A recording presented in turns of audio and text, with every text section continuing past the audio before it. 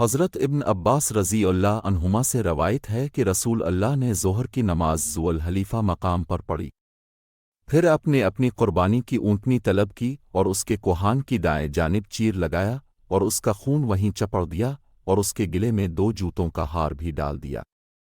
پھر آپ کی سواری لائی گئی۔ جب آپ اس پر بیٹھ گئے اور وہ آپ کو لے کر بیک میدان کے قریب پہنچی تو اپنے حج کا تلبی پکارا۔ مسور بن مخرمہ اور مروان بن حکم بیان کرتے ہیں کہ حدیبیہ کے سال رسول اللہ نکلے، جب اب ذو الحلیفہ کے مقام پر پہنچے تو اپنے قربانی کو قلادہ پہنایا، اس کا اشعار کیا اور احرام باندھا۔ حضرت ابو ہریرہ رضی اللہ عنہ کا بیان ہے کہ رسول اللہ نے ایک شخص کو دیکھا کہ وہ اپنی قربانی کا اونٹ ہان کے جا رہا تھا اور خود پیدل چل رہا تھا، تو اپنے اس سے فرمایا اس پر سوار ہو جاؤ۔ اس نے کہا یہ قربانی کے لیے ہے۔ اپنے فرمایا اس پر سوار ہو جاؤ، تم پر افسوس۔ اپنے یہ افسوس کا لفظ دوسری یا تیسری بار میں فرمایا۔ جناب ابوال زبیر کہتے ہیں کہ میں نے حضرت جابر بن عبداللہ رضی اللہ عنہما سے قربانی کے جانور پر سواری کے متعلق پوچھا تو انہوں نے کہا میں نے رسول اللہ سے سنا ہے، اب فرما رہے تھے جب تم مجبور ہو جاؤ تو احسان کے ساتھ اور معروف انداز سے اس پر سواری کرو حتیٰ کہ تمہیں کوئی اور سواری مل جائے۔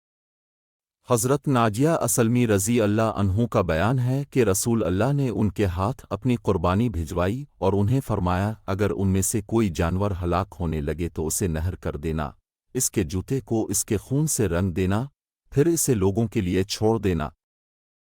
حضرت عبداللہ بن عمر رضی اللہ عنہما سے مروی ہے کہ رسول اللہ اپنے حج میں قربانی والے دن جمرات کے درمیان کھڑے ہوئے اور پوچھا یہ کون سا دن ہے؟ لوگوں نے کہا یہ قربانی کا دن ہے۔ اپنے فرمایا یہ حج اکبر کا دن ہے۔ حضرت عبداللہ بن عمرو بن علاس رضی اللہ عنہما کا بیان ہے کہ رسول اللہ نے حجۃ الوداع کے موقع پر من میں وقوف کیا تو لوگ اب سے مسائل دریافت کرتے تھے۔ ایک شخص آیا اور کہنے لگا اے اللہ کے رسول، مجھے معلوم نہیں ہو سکا اور میں نے ذبح کرنے سے پہلے اپنے بال منڈوا لیے۔ رسول اللہ نے فرمایا ذبح کر لو، کوئی حرج نہیں۔ ایک دوسرا آیا اور بولا اے اللہ کے رسول، مجھے معلوم نہیں ہو سکا اور میں نے رمی کرنے سے پہلے قربانی کر لی۔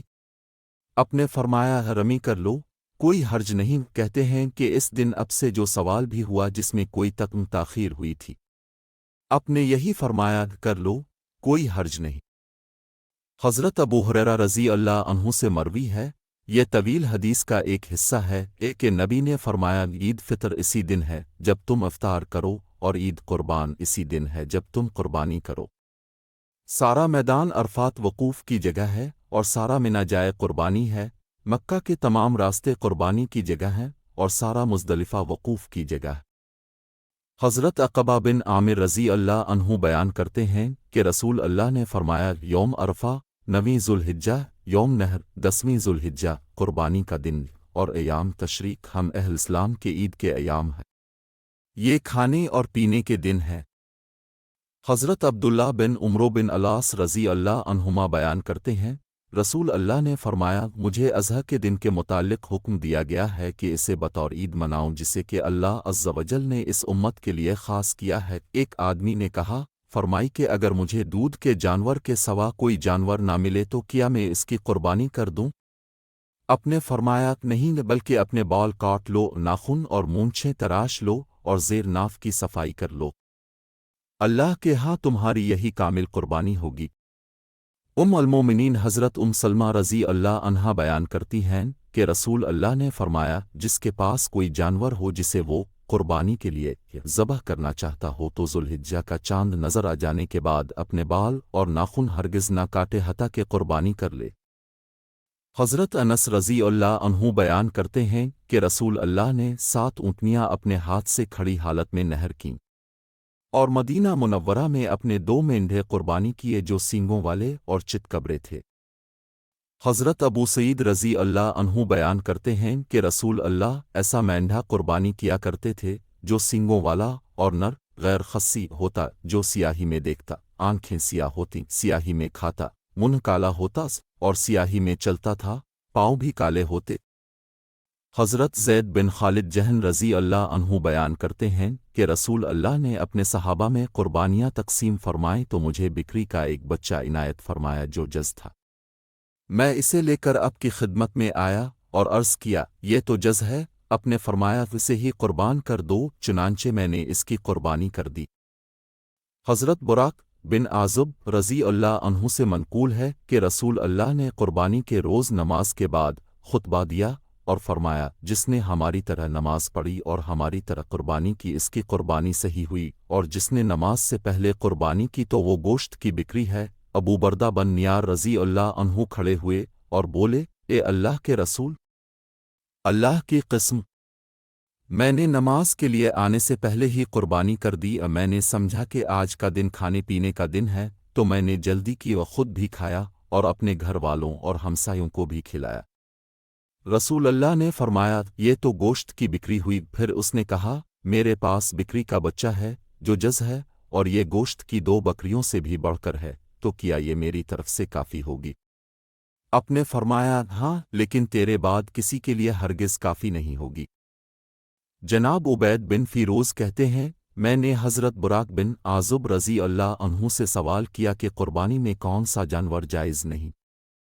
تو انہوں نے کہا رسول اللہ ہم میں خطبہ دینے کے لیے کھڑے ہوئے اور میری انگلیاں اور پورے آپ کی انگلیوں اور پوروں سے بہت ہیچ ہیں۔ اپنے 4 انگلیوں کے اشارہ سے فرمایا 4 قسم کے جانور قربانی میں جائز نہیں ہیں، کانا جس کا کانا پن ظاہر ہو، بیمار جس کی بیماری واضح ہو، لنگڑا جس کا لنگڑا پن ظاہر ہو، اور انتہائی کمزور کہ اس کی ہڈی میں گودا نہ ہو۔ میں عبید بن فیروز نے کہا مجھے ایسا جانور بھی ناپسند ہے جس کے دانت میں عیب ہو۔ حضرت براق نے کہا جو تمہیں ناپسند ہو تو اسے چھوڑ دو مگر دوسروں کے لیے حرام نہ ٹھہراؤ۔ حضرت علی رضی اللہ عنہ سے مروی ہے انہوں نے کہا کہ رسول اللہ نے ہمیں حکم دیا کہ ہم قربانی کے جانوروں کی آنکھیں اور کان غور سے دیکھ لیا کریں، اور کوئی ایسی قربانی نہ کریں جو کانی ہو اس کا کان آگے پیچھے سے کٹا ہوا ہو، کان چیرا ہوا ہو، اس میں سوراخ ہو۔ زیر کہتے ہیں میں نے ابو اسحاق سے پوچھا کیا اسباق سین ٹوٹی کے کا بھی ذکر کیا تھا؟ انہوں نے کہا نہیں۔ میں نے کہا مقابل سے کیا مراد ہے؟ انہوں نے کہا جس کے کان کا کنارہ کٹا ہوا ہو۔ میں نے کہا مدابر کیا ہے؟ کہا جس کا کان پیچھے کی طرف سے کٹا ہوا ہو۔ میں نے پوچھا کہ شرقن کسے کہتے ہیں؟ کہا جس کا کان چیرا ہوا ہو۔ میں نے کہا خرقاق کسے کہتے ہیں؟ کہا کہ جس کے کان میں علامت کے طور پر سوراخ کر دیا گیا ہو۔ حضرت علی رضی اللہ عنہ سے مروی ہے کہ رسول اللہ نے ایسی قربانی کرنے سے منع فرمایا ہے جس کا کان اسیم جڑ سے کٹ گیا ہو یا ٹوٹ گیا ہو۔ امام ابو داؤد رحمہ اللہ فرماتے ہیں کہ جری بن کلیب سدوسی ہے، بصرہ کا رہنے والا ہے، اس سے قتادہ کے سوا اور کسی نے حدیث نہیں لی۔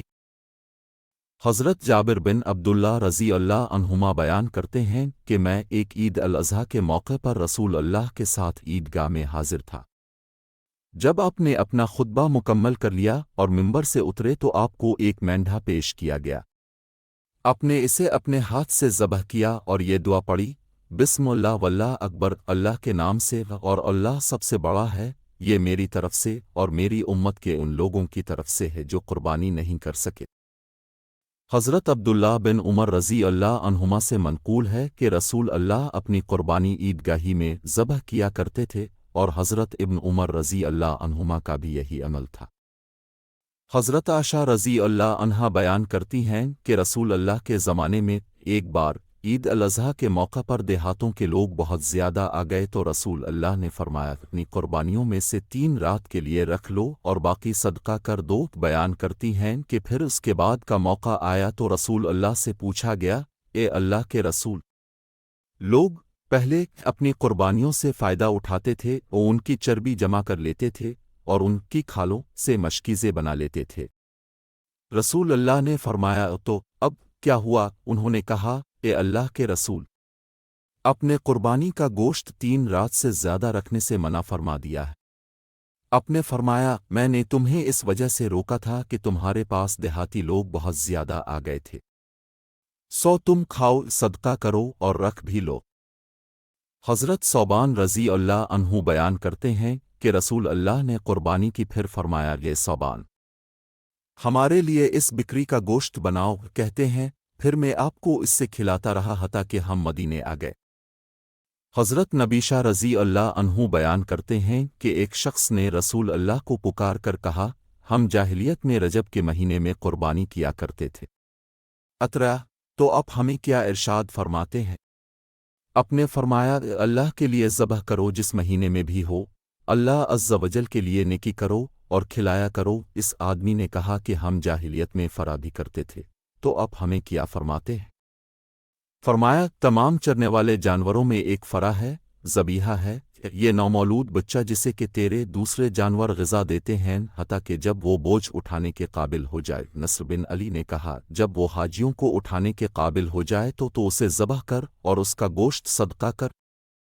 خالد حذاق کہتے ہیں میرا خیال ہے کہ استاذ ابو قلابہ نے یوں کہا مسافروں پر صدقہ کر، بلا شبہ یہ خیر کا عمل ہے۔ خالد حذاق کہتے ہیں میں نے استاذ ابو قلابہ سے پوچھا کہ سام چرنے والے جانوروں کی تعداد کیا ہوتی ہے؟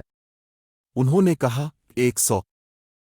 عمرو بن شعیب اپنے والد سے اور میرا خیال ہے کہ وہ اپنے دادا سے روایت کرتے ہیں، انہوں نے کہا رسول اللہ سے عقیقہ کے بارے میں پوچھا گیا تو اپنے فرمایا اللہ ذوالجلال عقوق کو پسند نہیں فرماتا، گویا اپنے عقیقہ کا نام پسند نہیں فرمایا کیونکہ عقیقہ اور عقوق کا مادہ ایک ہے۔ یہ اپنے فرمایا جس کے ہاں بچے کی ولادت ہو اور وہ اس کی طرف سے صدقہ اور قربانی کرنا چاہتا ہو تو کرے، لڑکے کی طرف سے 2 بکریاں برابر برابر اور لڑکی کی طرف سے 1 بکری۔ اب سے فراو کے متعلق پوچھا گیا تو اپنے فرمایا فرا بھی حق ہے اور چاہیے کہ اس نوزائیدہ جانور کو چھوڑ دو حتیٰ کہ جب وہ 1 سال کا 2 سال کا خوب تنومند ہو جائے تو کسی بیوہ کو دے دو، جہاد فی سبیل اللہ میں سواری کے لیے دے دو، یہ بہتر ہے اس سے کہ تم اسے ذبح کر ڈالو جبکہ اس کا گوشت اس کے بالوں ہی سے لگا ہوا ہو، اور اپنے برتن کو تم اوندھا کر ڈالو اور اپنی اونٹنی کو بے قرار اور بے چین کر چھوڑو۔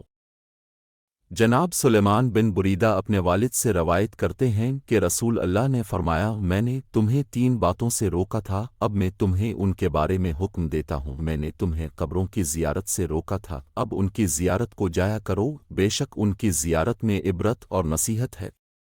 میں نے تمہیں چمڑوہے کے برتنوں کے علاوہ کئی برتنوں میں پینے سے منع کیا تھا، تو سب قسم کے برتنوں میں پی سکتے ہو لیکن کوئی نشہ آور چیز مت پیو۔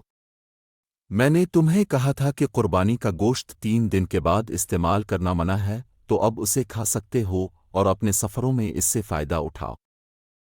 حضرت عبادہ بن صامت رضی اللہ عنہ سے روایت ہے رسول اللہ نے فرمایا بہترین کفن اللہ ہے 2 چادریں اور بہترین قربانی مینڈھا ہے جو سینگوں والا ہو۔